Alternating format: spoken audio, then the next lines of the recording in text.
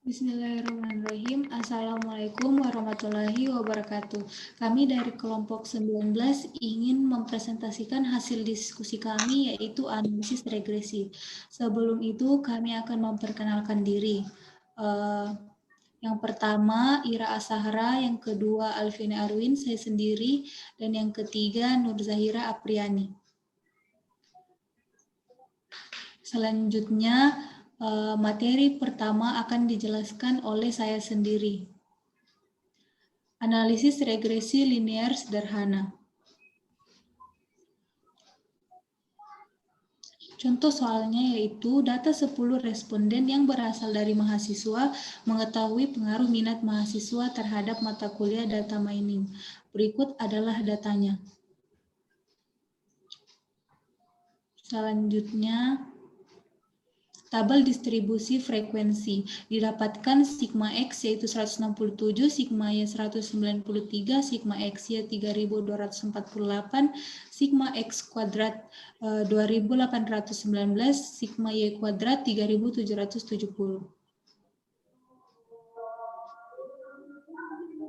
Setelah itu kita menghitung perhitungan manual dengan mencari nilai B dengan rumus B sama dengan N dikali sigma XY dikurang sigma X dikali sigma Y dibagi N dikali sigma X kuadrat dikurang sigma X dipangkat 2-kan, sehingga kita mendapatkan hasil B sama dengan 0,827.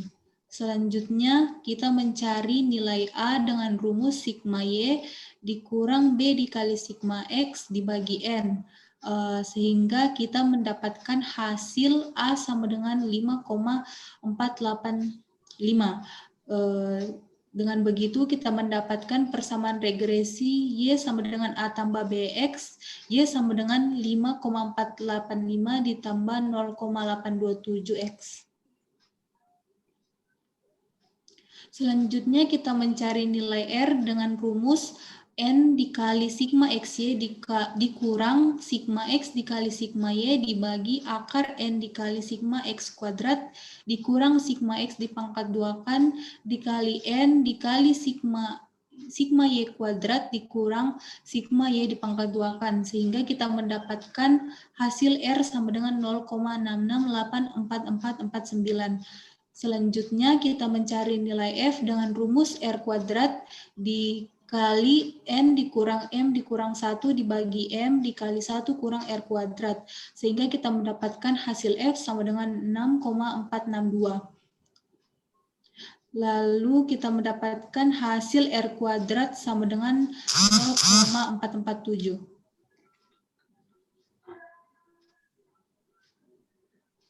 Sehingga kita mendapatkan interpretasi DB sama dengan N dikurang M dikurang 1.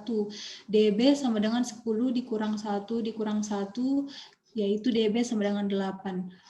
Jadi F hitung lebih besar daripada F tabel, sehingga HA diterima dan H0 ditolak. Dapat disimpulkan terdapat pengaruh yang signifikan antara minat mahasiswa terhadap mata kuliah data mining. Sekian penjelasan dari saya. Selanjutnya akan dijelaskan oleh rekan saya yaitu Nur Zahira Apriani. Kepadanya saya persilahkan. Baiklah, saya akan melanjutkan analisis regresi linear sederhana ini. Yang pertama yaitu dibuatkan scatter plot antara mata kuliah versus minat mahasiswa, di mana dari gambar ini diperoleh persamaan garis linear sederhana yaitu Y sama dengan 0,8272X ditambah 5,485. Dari gambar grafik ini terlihat lurus ke atas dari kiri ke kanan, di mana menunjukkan bahwa hubungan antara variabel X yaitu minat mahasiswa dan variabel Y yaitu mata kuliah memiliki hubungan yang positif. Hubungan yang positif ini memiliki arti yaitu jika minat mengalami peningkatan, maka mata kuliah tersebut juga akan meningkat. Sehingga variabel yang memberi pengaruh lebih besar ialah minat mahasiswa. Selanjutnya, kita dapat menyelesaikan dengan software SPSS dengan langkah-langkah. Yang pertama, memasukkan definisi variabel pada variabel view dan data ke data view. Langkah kedua, mengklik menu analyze, kemudian regression dan linear. Yang ketiga, memasukkan variabel minat ke dalam kotak independen dan variabel mata kuliah data mining ke dalam kotak independen dan mengklik OK. Sehingga didapatkan output dari SPSS tersebut, yaitu pada tabel model summary, di mana tabel ini menggambarkan derajat kesetaraan hubungan antara variabel. Didapatkan nilai koefisien determinasi atau R-square, yaitu 0,447, menunjukkan besarnya peran variabel minat terhadap variabel mata kuliah sebesar 44,7%, sedangkan sisanya 55,3% dipengaruhi oleh faktor-faktor lain. Pada tabel ini juga terdapat nilai korelasi yaitu 0,668, di mana menunjukkan hubungan antara minat mahasiswa dengan mata kuliah data mining yaitu kuat karena nilai R-nya lebih besar dari 0,6, dan juga nilai estimated error of the estimate diperoleh 1,785 yang menunjukkan bahwa besarnya peran variabel terhadap variabel mata kuliah sebesar menggambarkan tingkat ketepatan prediksi regresi. Semakin kecil angkanya, maka prediksinya semakin baik. Selanjutnya terdapat output ANOVA yang di mana kita bisa menguji uji F, yaitu diperoleh F hitung yaitu 6,462 dengan taraf signifikansi yaitu 0,035, di mana nilai signifikansi ini lebih kecil dari kriteria signifikansi, yang berarti A diterima dan H0 ditolak sesuai dengan hasil dari perhitungan manual. Didapatkan F hitung lebih besar dari F tabel yaitu 5,32.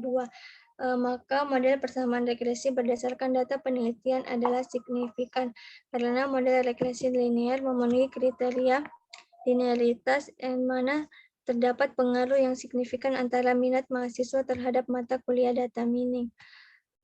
Kemudian hasil outputnya juga terdapat tabel koefisien, di mana menggambarkan besaran koefisien sehingga kita bisa memperoleh model persamaan regresi, yaitu Y sama dengan 5,485 tambah 0,827X. Itulah yang dapat saya sampaikan. Selanjutnya saya kembalikan ke moderator.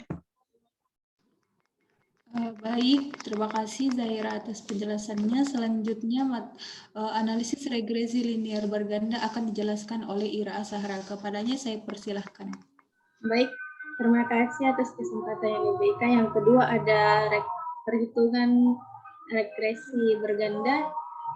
Contohnya yaitu dari 10 rumah tangga diperoleh data pengeluaran untuk pembelian barang-barang tahan lama per minggu, yaitu Y, pendapatan per minggu X1, dan jumlah anggota rumah tangga X2. Nah, variabel tak bebasnya itu Y, yaitu barang tahan lama per minggu, dan variabel bebasnya ada X1 dan X2. Next.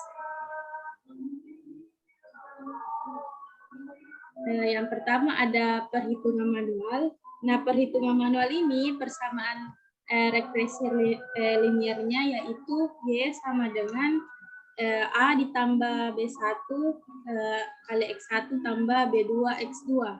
Nah, untuk menentukan nilai konstanta A dan koefisien regresi B1 dan B2, ini adalah tabel distribusi frekuensinya, yaitu didapatkan sigma Y 170, sigma X1 60, sigma X2 40, sigma X1 pangkat 2 406, sigma X2 pangkat 2 182, sigma X1 kali X2 267, dan sigma X1 dikali Y 1122.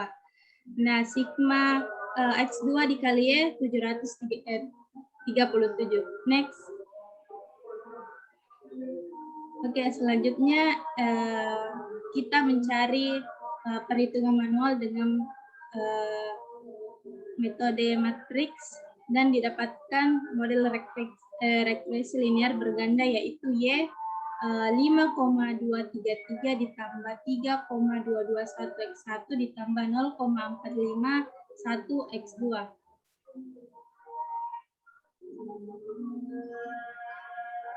Kesimpulannya yaitu bahwa setiap kenaikan pendapatan per minggu sebesar 1.000 maka akan menaikkan pengeluaran untuk pembelian barang-barang tahan lama per minggu sebesar 322,1 dengan asumsi jumlah anggota rumah tangga konstan atau tetap.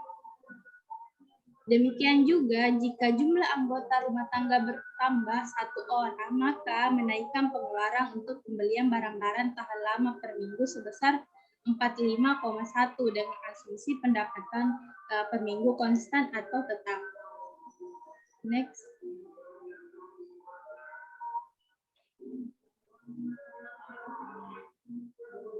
Yang kedua ada persamaan garis regresi linear berganda. Nah, didapatkan scatter plotnya yaitu Y 5,233 ditambah 3,221 X1 ditambah 0,451 X2. Nah, dilihat dari persamaan garis regresi nilai B1 lebih besar dibandingkan nilai B2. Nah, nilai B1 menandakan kemiringan pendapatan X1 dan B2 menandakan kemiringan X2 anggota keluarga. Dalam hal ini, dapat disimpulkan bahwa banyaknya pendapatan lebih berpengaruh daripada anggota keluarga dalam menentukan pengeluaran. Next.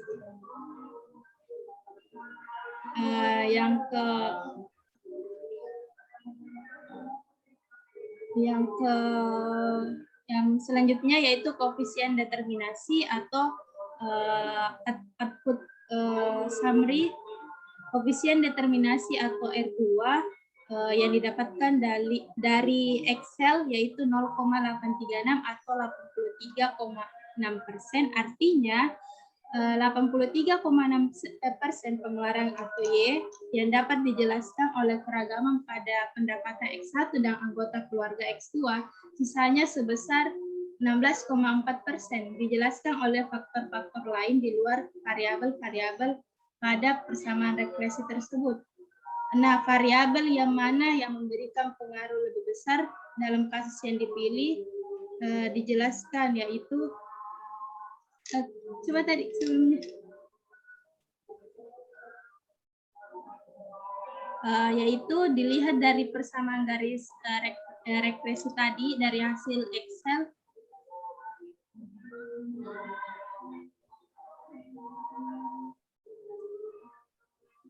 Next.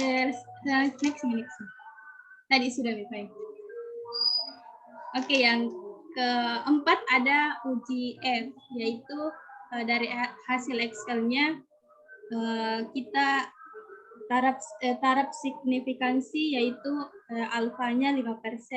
Nilai F dihitung adalah 17,8 dengan taraf signifikan 0,00176. Nah, nilai signifikan ini lebih kecil dari 0,05 yang berarti 0 ditolak. Hal ini mengandung arti bahwa secara serempak variabel bebas atau pendapatan dan pengeluaran berpengaruh signifikan terhadap variabel tak bebas anggota keluarga untuk taraf signifikan 5%.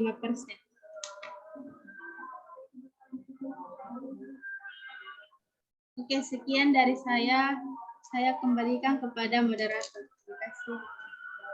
Terima kasih Ira atas penjelasannya. Selanjutnya kesimpulan akan dipaparkan oleh saya sendiri.